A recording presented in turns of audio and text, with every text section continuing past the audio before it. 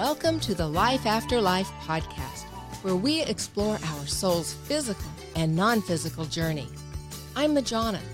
Let's discuss angels, guides, and loved ones from the other side. Hello and welcome. You have Thomas and Majona. Hello back. Hello back.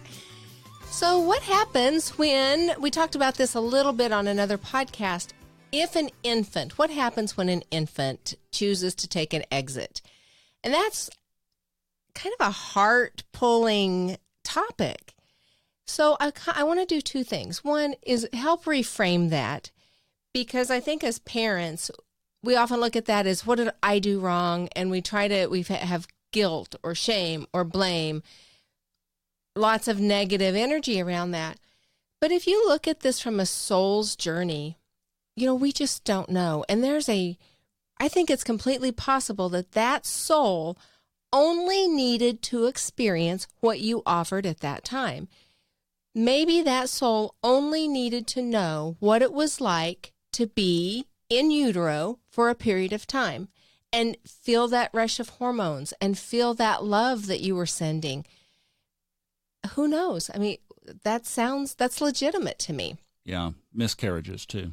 Yeah, exactly. I don't think it's that anybody did anything wrong. It just is. And on a soul's perspective, that's a very legitimate experience. Miscarriages will come through. They do come through, yes. Yeah. So somebody will say, let's say that there's been a miscarriage in somewhere along the way, and you get a reading, and somebody says, "Oh, do you have 2 kids?" And they say, "No, I have 1." Oh, yeah. Right? Yeah. But they'll come through like that. So one reason I want to bring this up is because if that has happened to you and you're still grieving that, know that if that child comes through to you, that's just confirmation, as far as I'm concerned, that they got exactly what they needed. They didn't need to be born and have a long earth experience. You gave them what they needed, and they're part of your soul pod. So then the other thing that can happen when they come through, and this is kind of fun, is they don't obviously come through as a baby, but they come through as a toddler, usually. My experience has been like up to 5 years old. So this was kind of cool that my mother actually miscarried. That wasn't the cool part. It was before I was born, and that baby's name was going to be Justin. Once I had my son, Justin started showing up at my house. And at first, I just kept seeing this boy, and I was like, who is this? He wasn't there at the beginning. He waited until Brock was probably 3-4 years old, so old enough to play with him.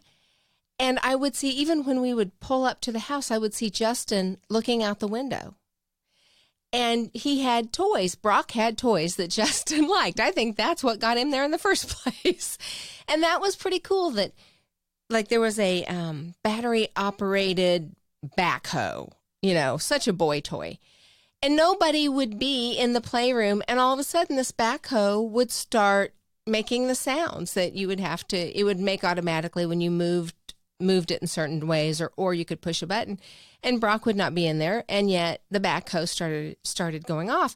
That's when I was like, all right, who is this? And I kind of tuned in, and it was Justin. It took me a while to figure out who Justin was, and it was the fact that he really kind of looked like my younger brother. So if that means, is that what he would have looked like? Maybe, I don't know, but at least that was a clue to help me identify who Justin was. And then just a couple weeks ago, I was talking to a friend that I haven't seen in a very long time, and she was telling me how her grandson and daughter live with her, and she said, sometimes I just hear things in the house, and the other night, I swear it sounded like a marble was in my room and fell off the dresser and rolled across the floor. And I looked and I didn't see a marble, but it sounded like it rolled down the hall. And as she was seeing this, I saw this child. And I said, oh, that wasn't for you. That was for your grandson. And described this child. And she said, I said, who would that be? You know, we're talking about a boy about his age. Who, and it's family. It's definitely family. Who would that be? And she had to think about it a minute and then remembered her grandmother had lost a child at 3 years old, had lost a little boy at 3 years old before my friend's mom was born. So this child showed up now to play with his, what would that be, cousin? Who's now about the same age. So they kind of show up when the time is right. So I don't know, maybe an interesting experiment would be to just have some toys out if you have someone you would like to contact, a child, and see if they show up to play. You know, this was interesting. I mentioned a podcast ago that went on a little walk in the evening, and my whole family that I was aware of showed up very vividly. I mean, you talk about, wow, was it ever, yeah, that was that. That's what that was. One of the ones who was there fairly quickly as the family began to build and just kept revealing themselves was my mother's sister. She died of kidney cancer at about age 6. And this was in the 1930s, would have been the late mid-30s. Man, they didn't have any treatment for that back then. Right. And boy, did she, I mean, she was just so vivid and alive. And she showed up to you one time. She did. As well. Yeah, a few months ago.